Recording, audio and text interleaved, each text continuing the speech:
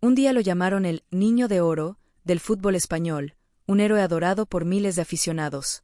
Pero detrás de los focos y del rugido del estadio, una historia de amor roto, fiestas interminables y secretos oscuros transformó una boda de ensueño en una tragedia inolvidable. Esta es la verdadera cara de la fama. El inicio del sueño. En un pequeño pueblo andaluz, donde las calles empedradas aún guardaban el eco de los pasos de generaciones enteras, nació Álvaro Serrano, un niño de mirada intensa y pies inquietos. Su familia vivía en un piso modesto sobre una panadería que siempre olía a pan recién hecho y a café tostado. Su padre era mecánico y su madre trabajaba en una tienda de ultramarinos. No eran ricos, pero vivían con dignidad y orgullo. Desde los 5 años, Álvaro soñaba con un balón. No era raro verlo jugando descalzo en la plaza del pueblo, con las rodillas llenas de arañazos y una camiseta vieja del Betis que su tío le había regalado. Tenía un talento natural, su forma de controlar la pelota, de girar en espacios imposibles y de disparar con fuerza sorprendía a todos. Los vecinos empezaron a llamarlo el Niño de Oro. En la escuela, Álvaro no destacaba en los libros, pero sí en el campo de tierra. Ahí lo conoció Lucía Ramírez, una chica de ojos verdes y sonrisa tímida. Ella era distinta, aplicada, soñadora, y le encantaba escribir en un cuaderno azul que siempre llevaba consigo. Mientras Álvaro perseguía el balón, Lucía lo observaba desde un banco, a veces dibujando su silueta en la libreta. Así empezó una amistad inocente que pronto se transformó en el primer amor de sus vidas. Cuando Álvaro cumplió 14 años, un ojeador del Sevilla FC lo descubrió durante un torneo juvenil. Fue una tarde calurosa, y el chico marcó 3 goles que dejaron boquiabierto a todo el estadio improvisado. Aquella noche, al volver a casa, su madre lo abrazó con lágrimas en los ojos y le dijo: «Hijo, esta es tu oportunidad. No la desperdicie». Pero mientras el fútbol le abría puertas, también empezaban los primeros sacrificios: menos tiempo en el pueblo, menos tardes con Lucía y más viajes a Sevilla para entrenar. Ella lo animaba, aunque en el fondo sentía miedo. ¿Qué pasaría si la fama lo cambiaba? A los 17 años, ya era una promesa de la cantera. Las noticias locales hablaban de la nueva joya andaluza. Y en medio de esa vorágine, su relación con Lucía se volvió más intensa. Juraban amor eterno en cartas escritas a mano, en paseos por el río, en promesas bajo la luz de la feria del pueblo. Lo que ninguno imaginaba era que ese amor adolescente tendría que enfrentarse, demasiado pronto, a un torbellino de luces, tentaciones y sombras. La boda precoz. Con apenas 19 años, Álvaro debutó oficialmente en la liga.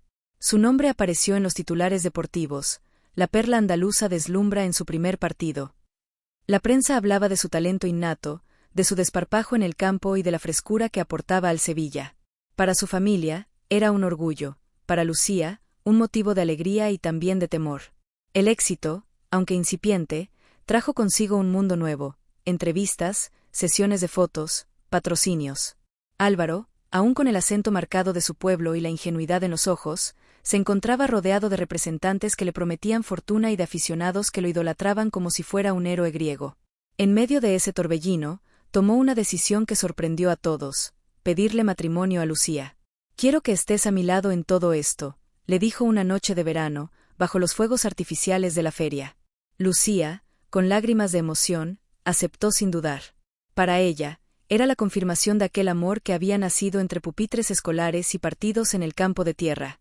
La boda se celebró en la iglesia del pueblo, con campanas repicando y flores blancas adornando el altar.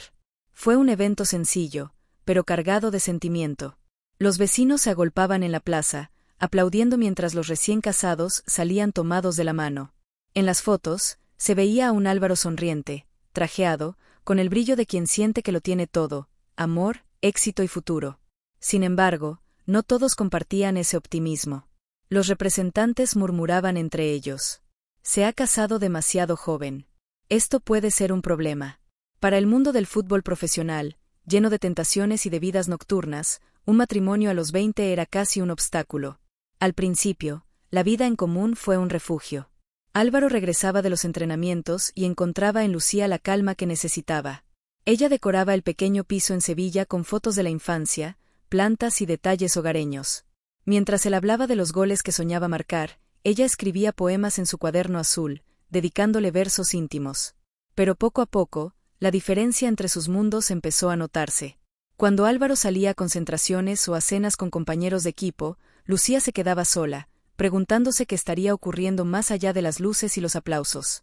Cuando ella le hablaba de sus planes de estudiar literatura en la universidad, él apenas la escuchaba, con la mente puesta en el próximo clásico contra el Betis.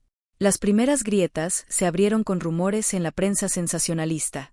Serrano visto en una fiesta exclusiva en Marbella. ¿Dónde estaba Lucía mientras el joven crack celebraba con modelos? Lucía le mostraba los titulares con voz temblorosa. ¿Es verdad, Álvaro? Él respondía con un abrazo rápido y una sonrisa forzada. Son inventos de la prensa, cariño. Tú eres la única. Y aunque ella quería creerle, el peso de la duda empezaba a crecer en su corazón. Lo que ninguno de los dos sabía era que esas grietas, apenas visibles entonces, pronto se convertirían en un abismo imposible de salvar. La gloria en la Liga. El ascenso de Álvaro Serrano fue meteórico. Con apenas 21 años ya era titular indiscutible en el Sevilla y sonaban ofertas millonarias de clubes extranjeros. Cada gol que marcaba lo acercaba más al estrellato. Su cara aparecía en anuncios de refrescos, zapatillas deportivas y hasta perfumes. En los estadios, la gente coreaba su nombre. Álvaro. Álvaro. La prensa lo bautizó como el niño prodigio de Andalucía. Y mientras más subía en los titulares, más se alejaba de aquella vida sencilla que había prometido a Lucía. Las noches, antes tranquilas, se convirtieron en un desfile de invitaciones a fiestas exclusivas. En Marbella, en Madrid, en Ibiza, siempre había una discoteca de lujo dispuesta a abrir sus puertas para el joven futbolista. Las copas de champán corrían sin parar, y las luces de neón pintaban su rostro mientras la música ahogaba cualquier voz de conciencia. En una de esas fiestas conoció a Clara Montes, una modelo madrileña de mirada felina y sonrisa peligrosa. Clara no era ingenua, sabía el poder que tenía sobre los hombres, y Álvaro, joven e inexperto en ese mundo, cayó rendido ante su magnetismo. No fue amor, fue tentación disfrazada de aventura. Una aventura que pronto llenaría páginas de revistas del corazón. Los rumores empezaron a multiplicarse. Serrano, casado con Clara en un hotel de lujo. El matrimonio del crack andaluz, en crisis. Lucía, al leer los titulares, sintió que el suelo se abría bajo sus pies.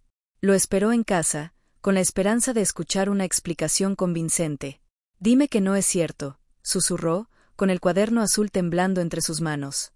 Álvaro la miró, cansado de entrenamientos y, quizás, de mentir.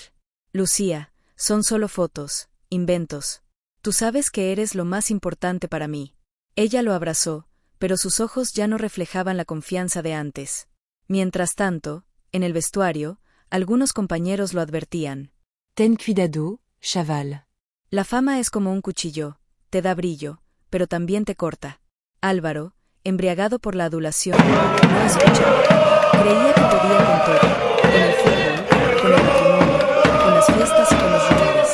Pero el equilibrio era frágil. El punto de quiebre llegó una noche de derbi contra el Betis. Álvaro marcó 2 goles, se convirtió en héroe y al salir del estadio lo esperaba una limusina llena de amigos y fanáticos dispuestos a celebrar hasta el amanecer. En la otra punta de la ciudad, Lucía lo esperaba con la cena servida y velas encendidas. Él no apareció. A la mañana siguiente, las fotos de la fiesta inundaron las redes sociales. Copas, risas, Clara a su lado. Lucía, rota, apagó las velas consumidas y cerró el cuaderno azul. A partir de ese momento, el amor que había resistido la distancia, los viajes y la presión mediática empezó a tambalearse frente a la tormenta que se avecinaba. La grieta. Lucía ya no reconocía al muchacho que un día le había prometido amor eterno bajo los fuegos artificiales del pueblo. El Álvaro que regresaba de madrugada olía a perfume ajeno, a alcohol caro y a noches que no le pertenecían. Al principio intentó perdonarlo, convencida de que las tentaciones eran pasajeras, de que la madurez lo haría volver al hogar. Pero la realidad era distinta. Cuanto más triunfaba en el campo, más se alejaba de ella. Las discusiones se hicieron frecuentes. ¿Por qué llegas siempre tarde?, preguntaba Lucía, con lágrimas en los ojos. Estoy con el equipo, trabajando. ¿Qué quieres que haga?, respondía él, molesto, evitando mirarla a los ojos. No es el fútbol lo que te roba, Álvaro. Son las fiestas, las mujeres, los titulares. Él callaba. Y su silencio hería más que cualquier palabra. La prensa olfateó la tensión y empezó a acechar. Los fotógrafos se apostaban frente al portal de su piso en Sevilla, buscando una imagen de la esposa llorando, de la pareja discutiendo. Cada rumor se transformaba en noticia, cada foto en un escándalo. Fue entonces cuando apareció la sombra más peligrosa, los chantajes. Un paparazzi consiguió imágenes comprometedoras de Álvaro con Clara, la modelo, en un yate en Ibiza. Una revista sensacionalista ofreció comprar las fotos por una suma millonaria. Al enterarse, el representante de Álvaro corrió a advertirle: «Tienes que pagar o todo saldrá a la luz. Y cuando lo haga, no habrá vuelta atrás». El joven crack, que siempre había sido ingenuo con el dinero, aceptó. Entregó miles de euros para enterrar el escándalo. Pero el silencio comprado duró poco. Pronto otra foto, otro rumor, otro secreto se filtraba. Era como luchar contra una marea imposible de detener. Lucía, cansada de las mentiras, lo enfrentó una noche. «Dime la verdad, Álvaro». ¿La ama? Él bajó la cabeza. No respondió. Y ese silencio fue la confirmación más dolorosa de todas. El amor que habían construido desde la adolescencia empezaba a desmoronarse. Ella lo miraba y ya no veía al chico que jugaba descalzo en la plaza del pueblo, sino a un hombre atrapado por la fama, por los flashes y por un mundo que devoraba todo a su paso. La grieta se hizo abismo. Mientras en el campo seguía marcando goles y celebrando victorias, en casa se respiraba un silencio helado, un vacío imposible de llenar. Y en el corazón de Lucía germinaba una decisión que cambiaría sus vidas para siempre. El derrumbe. La decisión que Lucía había guardado en silencio durante semanas finalmente tomó forma en una hoja blanca con el membrete de un despacho de abogados: la demanda de divorcio. Una mañana de invierno, cuando Álvaro regresó de un entrenamiento, aún sudado y con el móvil vibrando por decenas de notificaciones, la encontró sentada en el sofá con el cuaderno azul en el regazo. No lo miró a los ojos cuando dijo: «He firmado los papeles». El joven futbolista sintió que el suelo se hundía bajo sus botas. «Lucía, no puedes hacerme esto ahora, en mitad de la temporada». Ella levantó la vista, con una calma dolorosa. «No te lo hago a ti, Álvaro. Me lo hago a mí misma. No quiero seguir siendo una sombra en tu vida». Las palabras, tan sencillas como tajantes, fueron una sentencia. El escándalo mediático. La noticia no tardó en estallar. El ídolo andaluz y su esposa de juventud se separan. Infidelidades y excesos detrás del divorcio más sonado de la liga. Los programas de televisión analizaban cada gesto, cada silencio. Los tertulianos discutían en platós encendidos, mientras los aficionados se dividían entre quienes lo defendían y quienes la acusaban de traicionar no solo a su mujer, sino también a los valores del fútbol español. Las cámaras perseguían a Lucía hasta el supermercado, a la universidad, a la puerta de casa de sus padres. A ella, que había soñado con una vida tranquila, la fama le había caído encima como una losa.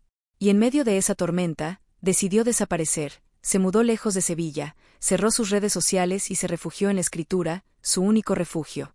Álvaro, en cambio, se quedó solo ante los focos. El déclive deportivo. Lo que empezó como una crisis personal pronto se reflejó en el campo. Perdía balones fáciles, discutía con los árbitros, se desconcentraba en los entrenamientos. Los entrenadores lo reprendían, la prensa lo castigaba, los aficionados lo abucheaban. Un titular lo resumió cruelmente: «De niño prodigio a juguete roto». La directiva del club empezó a considerar traspasarlo. Las marcas retiraban contratos publicitarios. Incluso algunos amigos que siempre estaban a su alrededor dejaron de responder llamadas. La soledad, esa que antes no conocía, se instaló en su vida como un huésped incómodo. Cuchillo 8: la traición más dolorosa. Cuando pensaba que no podía caer más bajo, llegó el golpe final. Descubrió que su propio representante, el hombre que lo había guiado en los primeros contratos, estaba detrás de algunos de los chantajes mediáticos. Había vendido información a la prensa y se había enriquecido a costa de su desgracia. «¿Cómo pudiste?», le gritó Álvaro en una reunión privada. «Esto es un negocio, chaval. Tú jugabas bien, yo ganaba. Ahora que ya no sirves, te conviertes en otra mercancía». El futbolista, roto, comprendió que no solo había perdido a la mujer de su vida, sino también la inocencia de confiar en un mundo que nunca perdona debilidades. El derrumbe era total, en lo personal, en lo profesional, en lo humano. Y mientras veía cómo todo se desmoronaba, solo le quedaba una pregunta latiendo en la mente: ¿qué precio estaba dispuesto a pagar por la fama? El precio de la fama. Meses después del divorcio, el nombre de Álvaro Serrano ya no ocupaba portadas deportivas, sino columnas de opinión sobre promesas perdidas. El estadio que una vez coreó su nombre ahora lo recibía con silencio incómodo, o peor aún, con silbidos. Vivía en un apartamento lujoso pero vacío. Las paredes blancas reflejaban un eco frío. La televisión, siempre encendida en canales deportivos, le devolvía imágenes de nuevos talentos que lo habían sustituido sin piedad. Era joven aún, pero se sentía viejo, gastado por dentro. Una noche, mientras repasaba viejas cajas en busca de algo que lo conectara con su pasado, encontró el cuaderno azul de Lucía. Entre las páginas había poemas y frases dedicadas a él en los años de adolescencia. Tus pies vuelan como el viento, pero tu corazón late aquí, conmigo. Álvaro lo leyó con los ojos húmedos, entendiendo, quizás por primera vez, todo lo que había perdido. No solo a una mujer, sino a la única persona que lo había amado antes de que los focos lo devoraran. Un día cualquiera, en el bar del pueblo donde todo comenzó, un vecino mayor lo reconoció. Muchacho, eras el orgullo de aquí. No olvides nunca quién eres. Esas palabras sencillas le golpearon más que cualquier editorial de periódico. Recordó sus juegos descalzo en la plaza, los abrazos de su madre, la risa tímida de Lucía. Recordó que antes de los contratos y las fiestas, hubo un niño que solo quería jugar al fútbol por amor al balón. Álvaro entendió entonces que la gloria sin raíces es frágil como cristal, que en España, un país donde el fútbol es casi religión, los héroes nacen rápido pero también caen con la misma velocidad. Y que, al final, lo único que permanece son los lazos humanos, la familia, los amigos, el amor verdadero. La fama, en cambio, es humo que se disipa con el viento. En los años siguientes, Álvaro se alejó del ruido mediático. Se dedicó a entrenar a niños en una escuela de fútbol de barrio, enseñándoles no solo a chutar un balón, sino a respetar el juego, a cuidar sus sueños y a no perderse en el brillo fácil de las luces. Cada vez que veía a un niño sonreír tras marcar un gol, sentía que recuperaba un pedazo de sí mismo. Quizás ya no sería el héroe de la liga, pero al menos volvía a ser Álvaro Serrano, el niño de oro del pueblo. Y cuando al anochecer escuchaba el repicar de las campanas de la iglesia, las mismas que habían sonado el día de su boda, cerraba los ojos y murmuraba en silencio. La gloria se paga cara, pero el amor, ese sí, vale más que cualquier gol. El precio de la fama no fue un título de periódico, sino la cicatriz más profunda en la vida de un hombre que aprendió, demasiado tarde, que ningún triunfo vale la pena si en el camino pierdes lo que amas.